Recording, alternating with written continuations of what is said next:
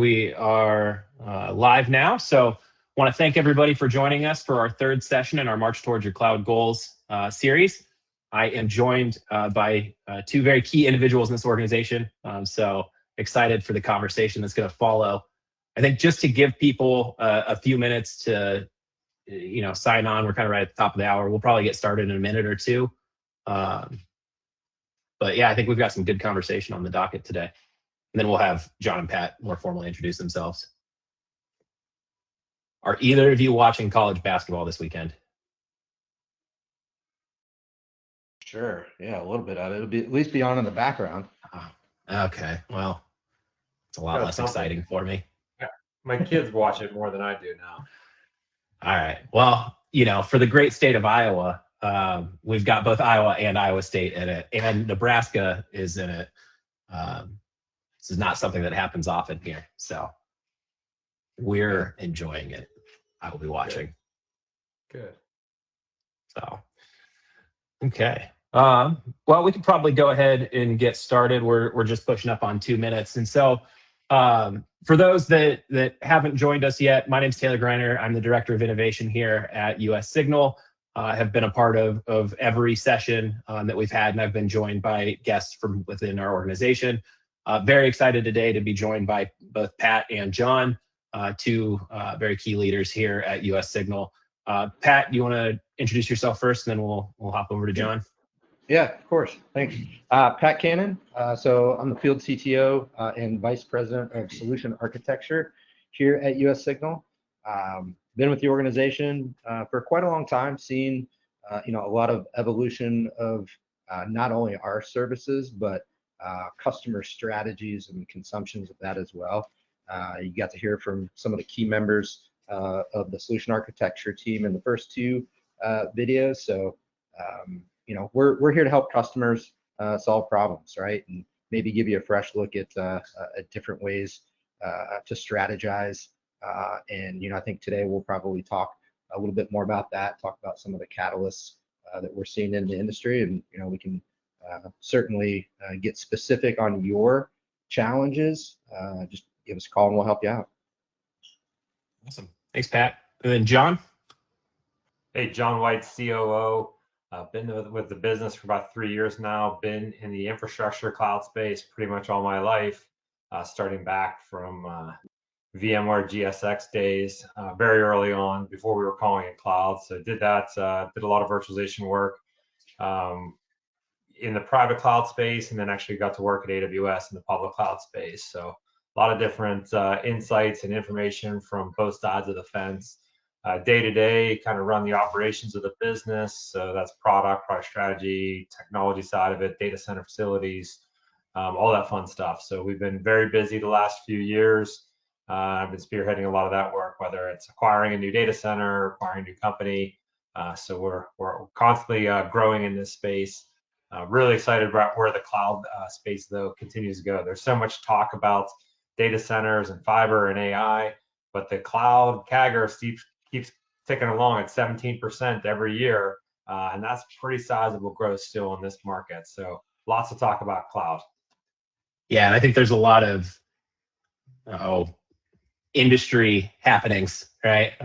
With memory and fiber build outs and what the AI players in the space are doing just to capacity constraints, and we'll get into all of that. So again, thank you everybody for taking the time to join us today.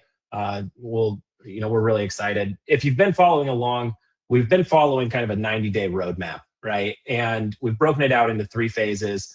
And at the end of this, actually, we're going to email out everyone that registered a 90-day roadmap guide for your cloud journey. But phase 1, we had this conversation a couple weeks ago, really was visibility. How do you even know what is in your organization? How do you go about getting that list? What do you do with it?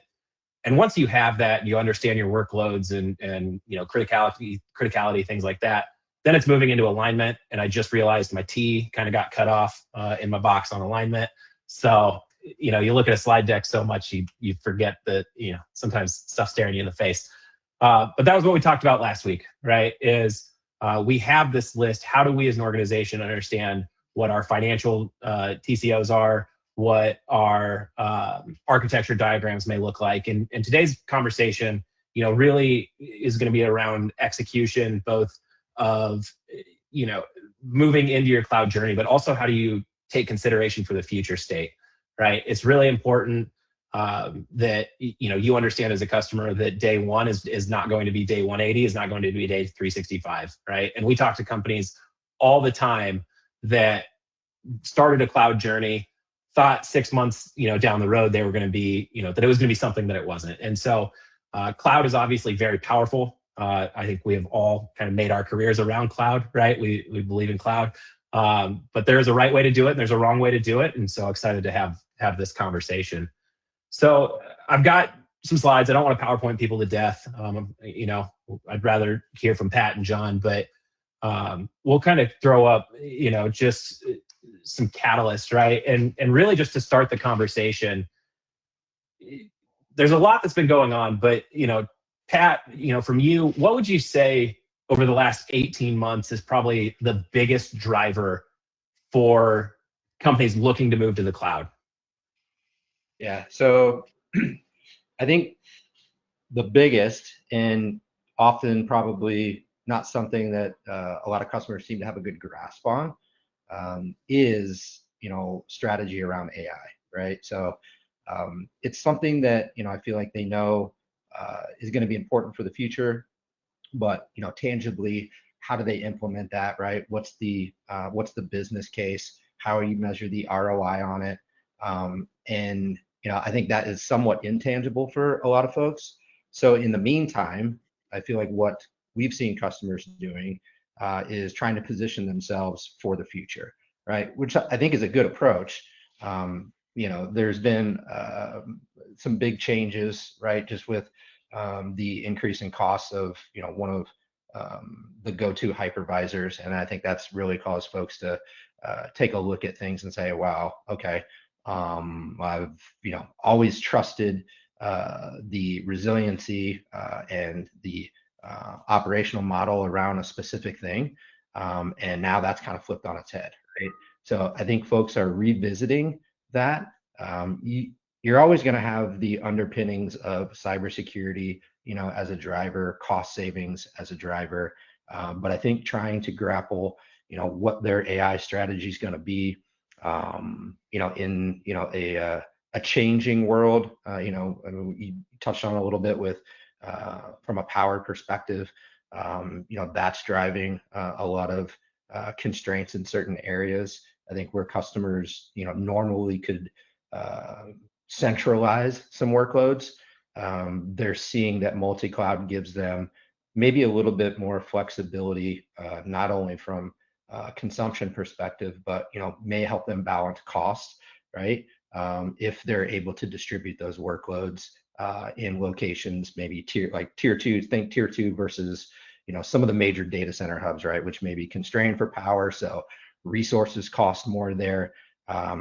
But I think by and large, if I had to put my finger on one thing that's consistent and constant with customer conversation, is concept of AI. What are they going to do? What do we need to do now to get our house in order to get it, get our strategy aligned for the future? Yeah, absolutely. And I'm having the same conversations. There's a lot of different ways to do AI, right? And John, I'm gonna throw this question over to you. If an organization is looking at doing AI on-prem, right? Because there's this big conversation around, do we leverage it in the cloud? Do we do it ourselves? What kind of challenges or constraints are you seeing? I mean, you're frontline in the data center and capacity constraint conversations every day. So, what can a customer expect if they're going to try and do it themselves, either on-prem or in colo, right, where they own the infrastructure? What challenges and roadblocks are you anticipating they're running into? It's an interesting question. I was just reading a report on data center capacities and who's been consuming them. Obviously, everybody in the world knows that we need more data centers, we need more power. A lot of that's to power AI. And looking at the 2025 consumption inside the United States, about 70% of that was done by hyperscalers. And so that's 30% that's out there for enterprises to consume. And a lot of enterprises have moved from owning their own data centers and operating their own data centers to the cloud. And now they're realizing, oh crap, we need a place to actually run this AI workload instead. And so some are trying to figure out if they could use an older data center that they still had in their portfolio or make it work. And they're finding that it's not there. And then when they go out to the co-location providers and they're saying, hey, can we try to get this thing done? There's so much demand in the market right now. Vacancy rates are so low that they're running into challenges there. And so there's a lot of enterprises that are sitting on the sidelines waiting to try to figure something out here. The one element that I think is really interesting on a trend that we've been noticing is that companies that want to do their own AI and run their own GPUs. And so we work with large engineering and manufacturing companies. We have a pathology company that we're doing some pretty interesting stuff with. They're running their own GPUs, and they're running it in our data centers because their data centers they have today can't handle water cooling. They can't handle power. They don't have the UPSs that can deal with the GPU overburst that occurs and creates damage to the UPSs. And so they're trying to find where to go to make this buy. And with vacancy rates so low and the hyperscalers buying everything, they're running into timing challenges. So I'd say my biggest constraint that I'm seeing with everybody after everything I just said is that people are trying to do something and then they're getting told, hey, this is going to be 2 years. And their faces are like, oh my God, but our board is telling us, our executive team is telling us we need to do this. And so, that's where you start to have to get really creative. And you'd think, okay, the first instinct would go to a cloud provider to go and provide those GPU as a service. The challenge they have though is they have governance in place that they don't want to put their critical data interacting with public GPUs. They want to own and kind of control that whole thing soup to nuts. And from a cost perspective, it makes sense as well. But that whole process and that whole flow of kind of getting this thing going, people are very, very behind right now. They're finding they don't have the facilities, they don't have the data centers, they don't have the expertise. And then when you compound it with how long it takes to get hardware right now, to try to order a DGX cluster, I hear it all the time. Oh, we need this power in your data center in the next 3 months because we're going to order a DGX cluster. Well, if you didn't order the DGX cluster 6 months ago, it ain't going to be available 3 months from now. So, getting ahead of this and trying to figure out, what your business is doing and where AI is going to impact you and how you're actually going to use it is probably the biggest key thing that you can be doing. And then laying out a plan and then working with partners that have been there, done that. There's every data center company in the United States, because those are the ones I follow, probably the world, say we can handle AI. We're AI ready. We're GPU ready. Ask them, how many times have you done liquid cooling? Do you actually understand how it is done? Do you understand the capacities? Do you understand what a CDU looks like? Do you have an SLA on it? There's all kinds of other stuff. So I guess piggybacking on that, the other big challenge that we're seeing right now is that there's a lot of inexperienced providers representing themselves a little bit differently. And then we're seeing a lot of customers kind of going down a bad path, unfortunately. So it's not just as easy as dropping it in and it just works. Yeah, no. So it's definitely a planning thing. It's a be early, it's be planning, knowing what you want, knowing what you can consume, and it's a crawl, walk, run. There's some customers that we're working with. They're like, oh, we need 10 megawatts of facility so we can start to roll out this GPU cluster. Oh, cool. So how much have you rolled out so far? Nothing. Well, why don't we start with 1 megawatt? Let's start there. Let's start and see what we can get some. I'm actually helping I'm slowing down their business plans, which is impacting me, but I still, at the end of the day, I want the customer to have a successful journey here. And let's start small, let's iterate from there, and then we can go from there. There's no point in spending tens and 20 millions of $30 million of hardware on GPUs when you don't know how to use it yet. Before we know it, a megawatt of power is going to be a single rack. So it's getting really interesting. You have GTC last week. That's definitely the talk. A megawatt's going to be a half rack one day.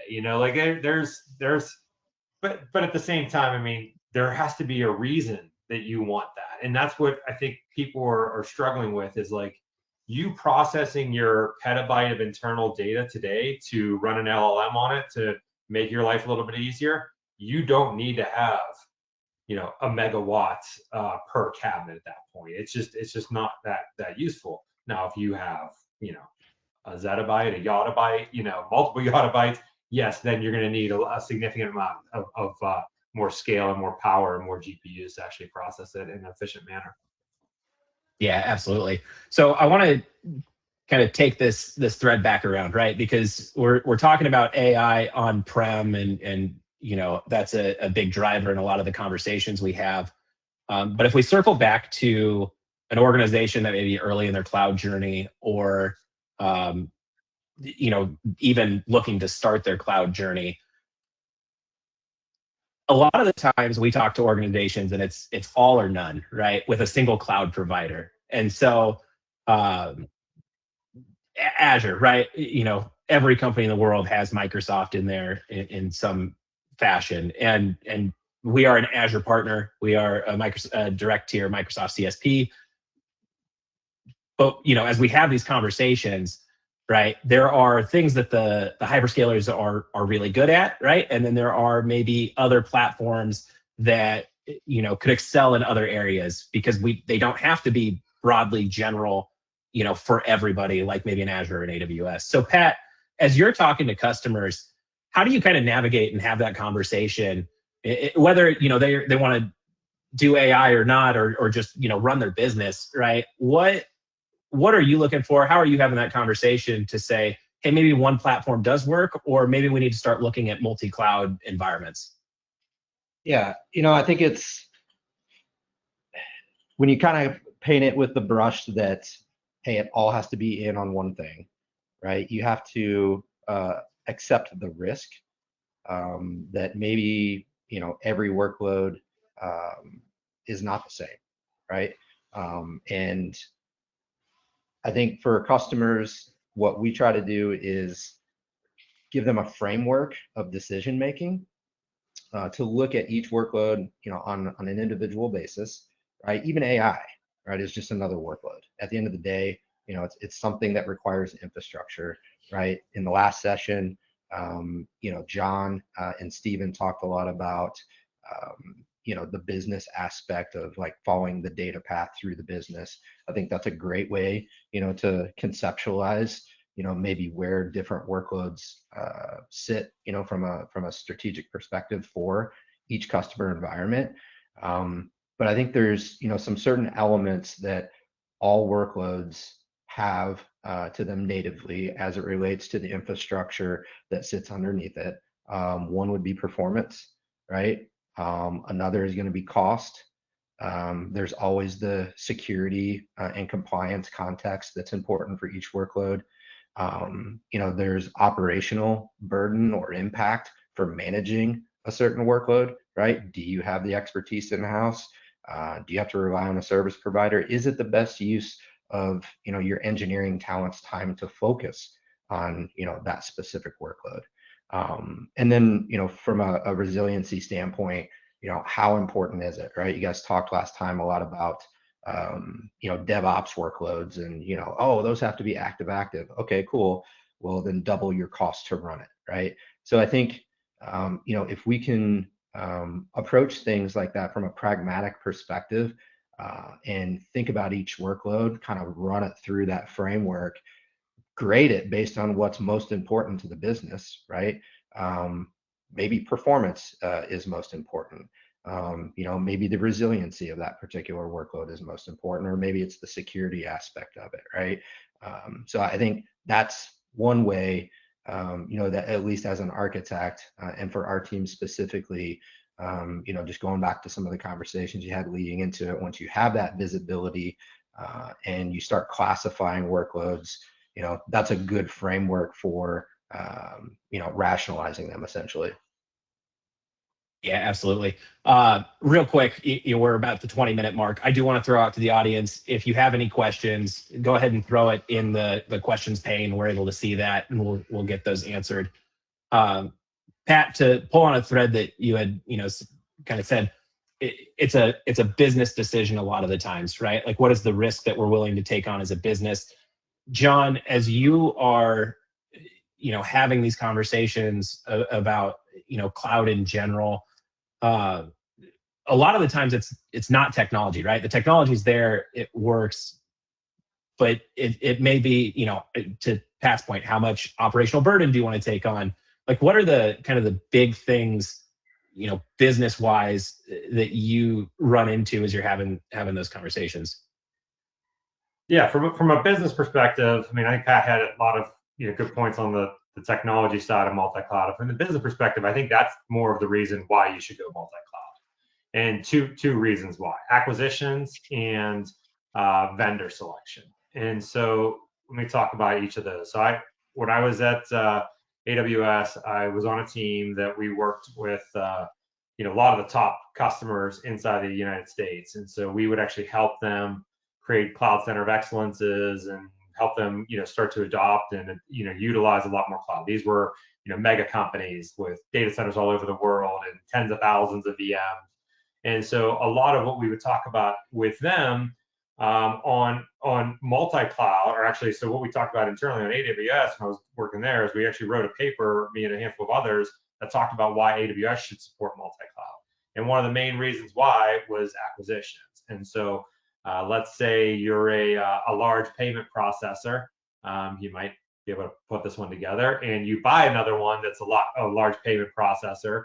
And the first payment processor, the original one, is on Cloud X, and the other one's on Cloud Y. Are you going to go and take everything on Cloud Y and just move it to X, or vice versa? No, it makes no sense. We're talking about very large organizations, so multi-cloud is the path. That's whether you like it or not. You've acquired this business. You're going to be in two different clouds. You better figure out how to do multi-cloud. So that becomes very important. On the vendor side of it, then, for every cloud stack that you actually operate inside of, so Azure, AWS, Google, do you want to go and then have three different types of ways to do things inside of there, or do you want to have one vendor approach that can go and scale across all that, which will help your operations? For instance, let's say you want to run Kubernetes. Do you want to run the native Kubernetes that lives inside of every one of those, AKS, EKS, and I can't remember what GCP is, GKS maybe? I don't know.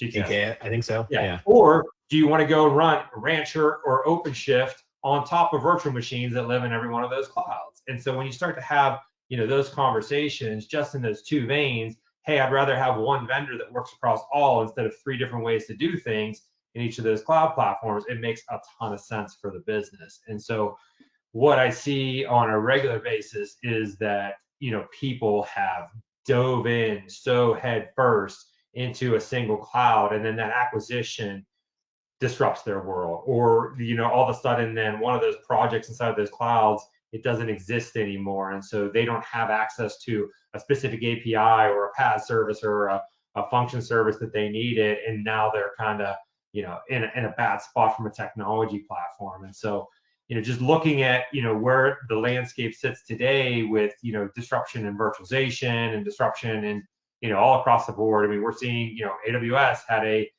increase in price on a GPU as a service. Like, okay, they started it once. What usually happens once happens twice. So I'm not trying to be a fear monger here, but I think there's going to be we have data center crunches, we have memory crunches. There's going to be increase in these commodity costs one day. If you don't start multi-cloud, if you don't do these things by default from the start, you should start doing them right away, because it'll provide you protection for the future. I always have to laugh about the price increase. Prior to being at US Signal, I had a career as a software developer, and we only deployed in the public cloud, and we really always joked, who cares what this VM cost, right? It's just going to go down over time. Yes. So, yeah. Well, I mean, that's the thing. I mean, we as technologists, I mean, that's how you've always viewed things. I mean, a hard drive is going to get cheaper tomorrow, and now we're all of a sudden seeing that curve change, because why? The business needs this. I mean, and this has been, for the old heads in the room, this is something we've been seeing forever. I mean, forever, IT was known as a cost center, and now it is a profit center. And in for most cases, it is the business. I mean, Uber without IT or Uber without technology is nothing. It doesn't exist. People in cars. Right? I mean, all of these, Amazon.com without technology is nothing. All of these things don't really exist without that technology. And so the more technology, the more revenue you want to generate has a direct correlation to how much technology you have to spend. And so everything's on the trend up right now. I mean, this is the first world I can't believe we're living in this world right now where a commodity like power is increasing every day. A commodity like land and powered land is increasing every day. And these are trends that we're all watching because that's the foundation. So if the foundation is increasing in cost day over day, everything all the way up is going to increase in cost. Just how it works. Yeah, absolutely. If you have to buy a pizza for $20 now, I can't even believe that. Yeah. No more Little Caesars, Hey, $5.99 or whatever it used to be. Are they not anymore? I don't know. I don't think so. Well, yeah. We were kids, No, they were it's. like $5. I mean, when I was in college, it was too. So, A long time ago.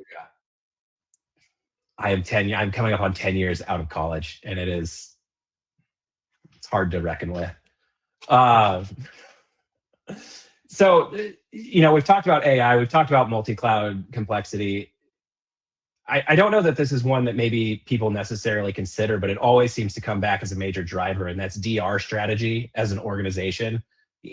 John, we've had a lot of conversations about traditional DR strategy is dead, right? Pat, as you're talking to different organizations, right? How has the DR strategy shifted from maybe the conversation you were having, 10, even 5 years ago, to just what technology enables now, and what the threat landscape has even really started to get us to consider? Yeah. So, I mean, I think for one, customers, the reason, right, why customers have implemented DR has changed drastically, right? It used to be we were trying to protect against an infrastructure failure, right, or a single site that had, some type of catastrophic event. But I think that's largely changed now to folks trying to protect against a situation where they would have to recover, from an unfortunate malware event, right? Our minds always go to ransomware. Workloads get encrypted, and at that point they're basically useless to us, right? So I think it's become more of an offensive strategy on the front end. So if you kind of think of like the NIST cybersecurity model, like one of the pillars is recovery, right? But I think that was always the driver. Now, there's more offensive focus from a cybersecurity standpoint, right? Better endpoint protection. How are you correlating events? What can we do to, institute some type of zero trust, profile within the network to get, a little bit more holistic data protection posture, right? So I think it's also become part and parcel to the workloads specifically, and designing more for the availability of things versus an inevitable recovery operation. And so sometimes that looks like stretching workloads across geographic regions and load balancing the access to those across those regions. And multi-cloud strategies give us some of that capability. So I mean, it's definitely changed. I think it's become a requirement, for most organizations, and where previously it was a nice to have, right? And it was kind of like an insurance policy. But I think now it's just really part of, a sound approach to enterprise architecture. Totally. Question to both of you: when was the last time you were a part of a full site failover? So for me, not necessarily. Well, it was a full site failover. We were fortunate to be able to help a customer. This was probably, I was sitting in this room. So I've lived in this house for 6 years. So it happened within the last 6 years. I was sitting in this room. I remember it vividly. I was on the phone all night with Trevor Vital, David Winans, several engineers, and our customers. And they had been compromised through a SQL injection attack on their workloads that ran on their premise in Indianapolis. And we were doing Zerto-based replication of their environment over to our data center in Grand Rapids. And luckily, we caught the attack in a time frame that we still had viable journal recovery points, right?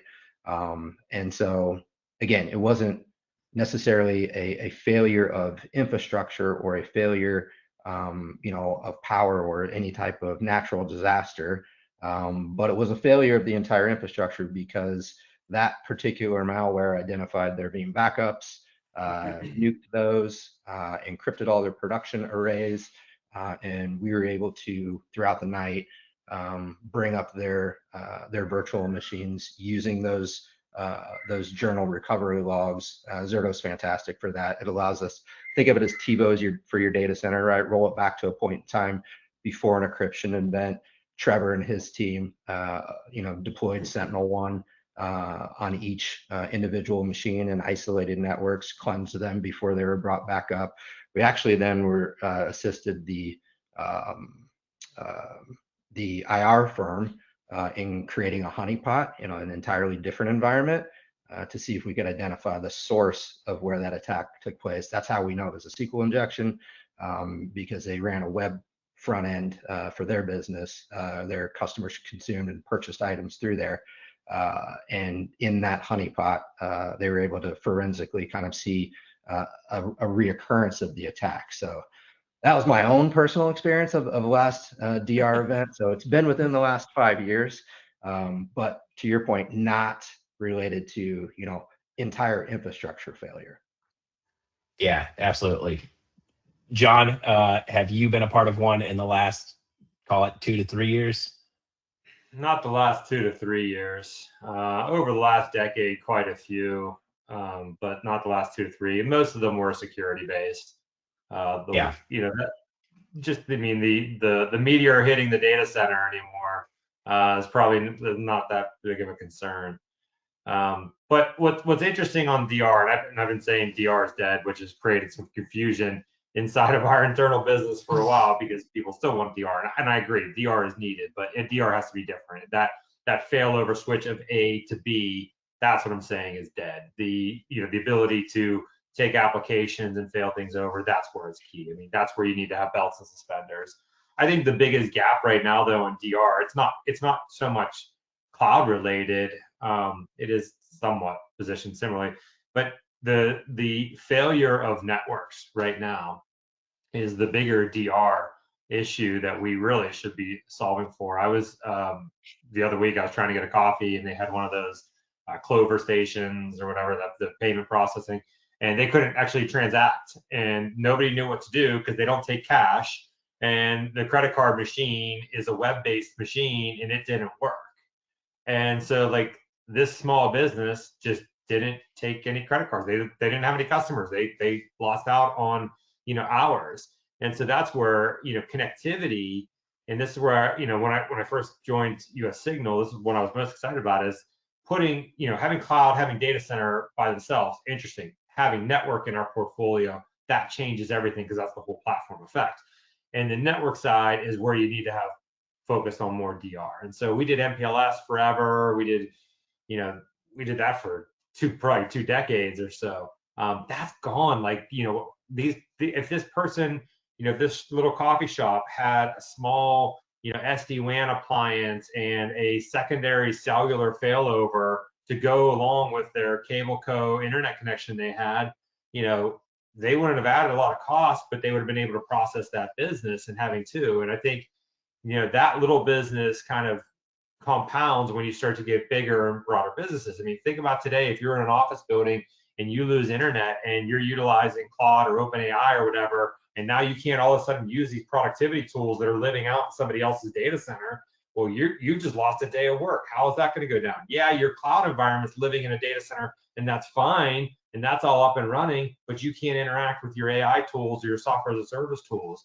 And that's where the AR strategy has to mature from just figuring out the A to B failover into like thinking holistically, hey, am I going to impact revenue? Am I going to impact my users? Am I going to impact whatever in the business? Or am I going to have a bad brand name because I don't have network capacity or something like that coming online? Like that's something that everybody should start to really be thinking about. I know it's far off from multi-cloud, but I mean, it's still, it's all part of that DR maturity. And that's something that, the team's doing a really good job of helping people think that through. I mean, we probably converted, I can't even tell you, Pat would probably know how many MPLS people over to SD-WAN and growing that every day. And we're putting in, an LTE backer or a Starlink backer or something like that. And now we have connectivity multiple ways. So if there is a fiber cut, we still have a back door into it.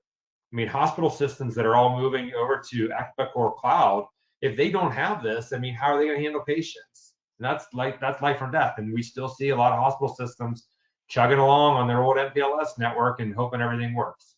So DR has to mature for sure.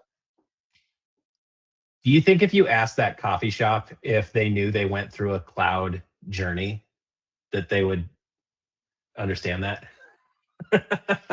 I don't think so, but that's probably a good business model for a lot of small MSPs that maybe their customers have gone away from them. I mean, if I had more hours in the day, or I should tell my kids, like, go start this little IT company, just go and put in SD-WAN on all these small little shops that have to handle. I mean, it's whether it's Square payment processing, whatever. It's all SaaS based. I mean, you need to have cloud. access to it. Yeah. I thought for sure they would have an offline, but on this one, I mean, maybe they do in some others. I don't know point of sale that well, but on this one, they didn't have anything offline, so they couldn't take any credit cards. Man. Well, this leads to a really interesting conversation, right? Because when you have a catalyst that, leads to change and you start to kick off that cloud journey, anytime you go through this change, there's an opportunity for modernization, right? And so, this is something that we're also talking to customers about all the time. And the network transformation, John, to your point about, how do we move off MPLS to maybe something more modern? Pat, can you kind of walk through, from a network component, there's all kinds of different modernization paths we could go down, but, I think network is a major one. Kind of your apps and how you deliver it is another major one. And then data and AI is obviously the elephant in the room. Sure. But from a network component, can you kind of talk through, where we're moving customers to, what we're seeing, what's working, just from your experience? Yeah. So, this is something that we've paid a lot of attention to over the years at US Signal. John, hit on it. We've been a provider of traditional wide area network services like MPLS for many years, right? And what we've seen from a challenge perspective with that as a solution for a lot of customers is that they're very rigid, right? They're very rigid frameworks. It's difficult to upgrade them. It's difficult, if you kind of think about what we talked about a few minutes ago, just around the whole acquisition and mergers that we see, in the marketplace. How do you add these locations to an existing MPLS network? Oh, and by the way, we've got a whole bunch of disparate security tooling as well. And we're trying to move quickly as a business, stay nimble, while also securing, the fort, so to speak. So where we've helped customers is, just like John described, moving away from some of those anchored terrestrial connections, which, are fine for one element of it, but you still need a backup connection, right? Whether that be a broadband internet connection or 5G or some type of wireless connection, and then the capability to manage failover of that connectivity, right? That's basically SD-WAN, right? SD-WAN did for the network what virtualization did for servers. It extrapolates it from the underlying physical connection and allows us to port those right over those connections. So SD-WAN as a base choice for flexibility moving forward in that acquisition kind of concept. You simply have an internet connection, you deploy an SD-WAN device, and it inherits the policy that you've deployed throughout the rest of the organization. And then if you add the security context into that, which I would argue is more important, right? Then you start to think towards some of the modernization that we've seen of consolidating SD-WAN and the full security stack, which is SASE, right? So we help customers with cloud-based SASE solutions that allow them to, not only onboard that next set of locations, maybe from an acquisition standpoint, but then also ensure that all of those locations, all of the users, all of the devices in the field get a singular and consistent security policy. They've got a single pane of glass to kind of look into and manage all of that. And it's a simplification of not only their WAN strategy but also their network security strategy. So the saying goes, complexity is the enemy of security. And so that's what we look to do with customers from a network perspective, is really simplify this. And it plays very well into the multi-cloud strategy because we can deploy these endpoints in predefined appliances in cloud providers that already exist, right? So Azure, AWS, you name it, right? And so it just becomes another node on your secured network that you've instituted a zero trust approach to, and really improved the simplicity and the posture from a network security perspective. Absolutely. Simplicity is a key theme in a lot of that, right? Have you seen challenges arise moving from maybe a traditional model to the SD-WAN SASE approach? And if so, is it more legacy mindset, or is it, anytime you migrate, there's opportunity of risk, right? But what would you say are kind of the biggest things that you see that customers should be aware of if they're starting down that modernization journey? Yeah. I think where we see the biggest obstacles in that model is when you have to move large chunks of data, right? So think of, your hospital systems that have 100 gig or 400 gig, optical transport between, a big infrastructure deployment in one location and one in the other, right? You're probably not going to shove that over SD-WAN. So, you kind of have to control the routing of that traffic in a way, that model is still maintained, but we can help customers with that. And that's how we typically solve that, right? Is we still provide that type of service for those specific use cases. But, for your users, for your branch locations, everything like that, those are very good candidates for a SASE based deployment. I'd say we still run into some challenges with people that want to try to control and push every knob instead of start to tune with policies and making sure that you're creating that constraint that way. I mean, they're still looking for that single isolation point, but it's you just can't scale that way. You can't treat everyone as a pet. It has to be more like cattle when you start to deploy these type of technologies. Yeah, absolutely. And if we move up the stack, right? So we've modernized the network layer and we start to get into the app layer, right? Virtual machines have been around forever, right? Containers have really kind of taken off over the last decade. Where I have conversations with customers every day where containers are still a new thing, right? And so, Pat, as you're having conversations, as our solution architects are having conversations, is it a safe assumption that what some may consider just like standard technology is maybe not for everybody? Yeah. I do think that's a very safe assumption. I mean, there's, historically, the enterprise has been based on, monolithic application structures, right? And those are still very prevalent, right? We still run into, customers that are running mainframe systems and they may never get off of them. But, to your point, I think we still have to modernize where we can.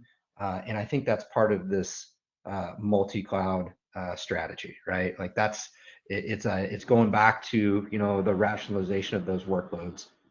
Which ones could we modernize? right? Do we repurchase it for software as a service? Are we on a path of refactoring it, right? Like those are still very, very relevant and doable things, right, from a technology perspective. But we just have to be realistic about it. And yeah, a lot of times it's a new concept for customers. We're still moving virtual machines around from one location to another, or one cloud provider to another to try to save costs. But that does hopefully free up an organization to then focus on maybe a better way to consume or support the business that monolithic application was providing that support for, right? So what do we do with it now? Absolutely. John, we've had a lot of conversations. Virtual machines are not going anywhere, right? And even if you look at the hyperscalers and the managed services, they may run serverless as functions as a service, or the platform as a service. Like ultimately, that is running on virtual machines, right? And so, app modernization is a much larger conversation than I think we probably have time for here. It really gets into a lot of software development practices, things like that.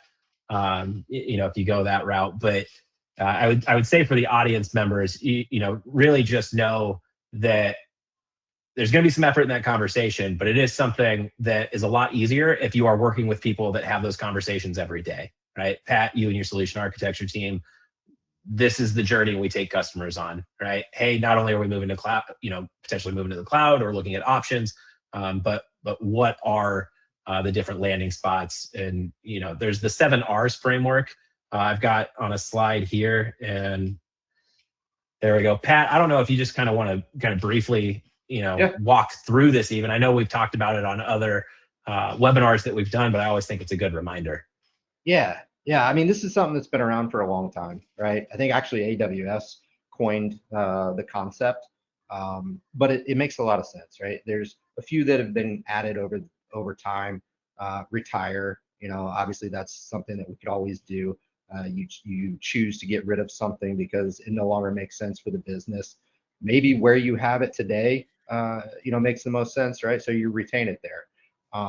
Rehosting, that's your traditional kind of taking your virtual machines, lifting them, and shifting them to, say, a private cloud provider, right? So that your team can get out of the business of having to manage the infrastructure and focus on more meaningful business tasks. Relocation, again, just the concept of picking up, maybe physical equipment and relocating it to a colo, right? Got some interesting stories about all of the expensive real estate that customers have been able to free up over time. One that comes to mind was a high-rise in downtown Chicago. Literally, we walked into a meeting and they didn't even have enough offices for their people. They had desks lined around the windows in this high-rise in Chicago. And so as you walk to the halls to the conference rooms, you were passing people in their desks, but they had several thousand square feet of data center space there. So relocation for them to pick that equipment up and move it somewhere made a lot of sense. So replatforming, anytime you're going through a migration, is an excellent time to look at possibly replatforming. What we typically see customers doing are maybe taking a specific like a database application, right, and trying to platform it onto say a SQL as a service. Refactoring, that's where your longer term, right, taking a monolithic application and refactoring it for something that it might run on a container or in a serverless architecture, right, taking advantages of all of the hyperscaler microservices that might be available for that particular customer. We see customers do that. It's a long road, but we've seen some have a lot of success. And then last but not least, of course, repurchasing in a software as a service model. That's probably where you get the biggest benefit and reduction in having to manage infrastructure, right? There's nothing to manage. reduction in operational burden. You kind of shift all of the risk to the software provider, to manage backups and to manage, the resiliency and the security of the infrastructure for that platform. So this is, kind of a follow on to what we talked about before, identifying what, of those architectural pillars, is it cost, performance, security, resiliency, operational impact, what's most important for that workload. Then you can kind of apply it to this framework, to see what your options are. And, this is part of the execution of that, if you will. Perfect. Just doing a quick time check. We are coming up close to the end of the webinar. So if anybody does have any questions, feel free to submit those into the questions pane. We've talked a lot about catalysts that would kick off this journey, some of the modernization efforts. And I think there's a lot of good conversation that's been had. I want to kind of ask you each one more question, to leave, our viewers really thinking with. And, that really is a pretty basic question. What is one thing every IT leader should really know and focus on before they kick off this cloud journey? And John, I don't know if you want to go first. I mean, the thing that I think the thing that people miss, even when you're talking about AI or you're talking about containers or functions, is the why. I mean, there's a lot of times as technologists, we do a really good job overcomplicating our lives because we saw something new and shiny and we're like, we should try and do everything here. Like, monolithic apps are not actually the enemy. That's not part of the problem. There's a lot of other things that are out there that are actually part of the problem, that, like, monolithic's fine. It's if the code base is fine, like, and if everything's running fine, like, why are you disrupting it? If for some reason it's creating a business challenge for you, or it's too expensive or too slow, or you've run out of vertical scale that you could do, then you can start asking the question why, and like, how can we go and think this through? I mean, the same thing goes with AI. I mean, everybody has an AI initiative, but very few people stop and say why. They're like, oh, we spent X amount of dollars on tokens. Okay, what were you accomplishing? What did you actually do? Why did you start this initiative? When you start asking those questions, you see a lot of blank faces there. And so, I mean, and I've done this too. I have a hammer and I'm looking for nails. But I think that's, the big thing is like, why, and then why not? And people used to say, like, should you, are you going to get disrupted? Yeah, I mean, we just saw a major vendor that we've all used and trusted change their mind on how they wanted to operate. That's a big disruption you should start to think about. So, not only with the why is almost like the why not, like what happens if this, goes the other way? How do we keep our options flexible? And I know I'm kind of talking out of both sides of my mouth. You kind of want to have some defined pathing, but you also want to leave, make sure you don't get stuck too far deep inside of a rabbit hole. I mean, that's the world we have to live in right now. So it's finding and creating that balance. But customer, or business ABC is not going to look like, business XYZ. And so just because you saw something on a tech rag or you saw it on a major conference stream and you're like, oh, that sounds cool. Well, if it's not your business, it might not actually be the best thing for you. And we saw that with public cloud. I mean, I would say majority of the people I've consulted with that, went to public cloud used it wrong. I mean, they lifted and shifted all of their problems and nothing changed other than their expense and their SLA times, and, created a lot of confusion inside their org. And a lot of good CIOs and CTOs were fired because they made, a wrong adjustment from their IT leaders and their VP leaders or whatever. And I think you just got to slow down and stop doing that. I mean, it's not, the shiny, AI is not going to solve your problems if you go in with no real reason on what you're actually trying to do or what your goal is. You're just going to spend a lot of money. Now, again, it's good that you're at least failing forward, and I will say that, all right, that's making progress. But as the dollar starts to get a little bit more constrained inside of the business units, that you're operating and you're living in, you might want to think through, and second guess before you just jump into something that you really don't understand yet.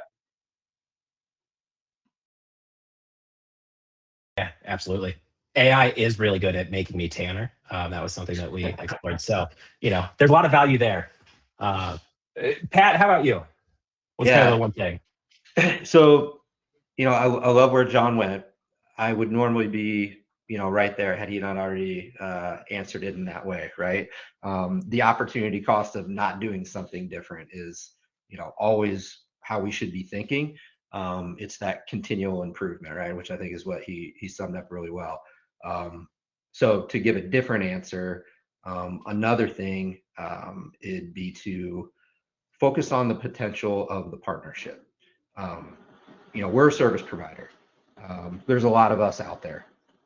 The technology is table stakes, right? We all have to have the same kind of base level of offerings, but I think the softer aspect of things, getting away from the technology and just doing business with folks that, want to understand your business, what challenge you're trying to solve, and really, kind of leaning in from that perspective and being a good partner for you. I mean, I think that's what differentiates, successful business relationships.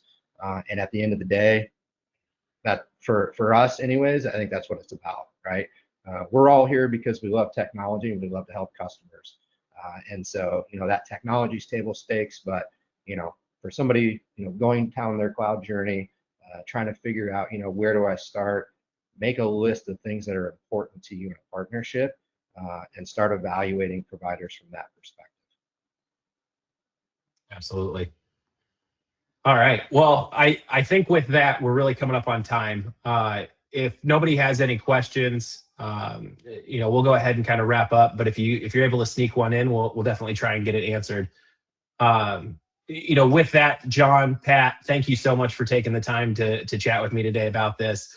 For anyone in the audience, whether this is the first session you've attended or you've attended all three, we very much appreciate you taking the time. I do want to call out, if you registered, well, if you're here, you registered, but for everybody that registered, we are going to be sending out, and I'm going to share my screen real fast.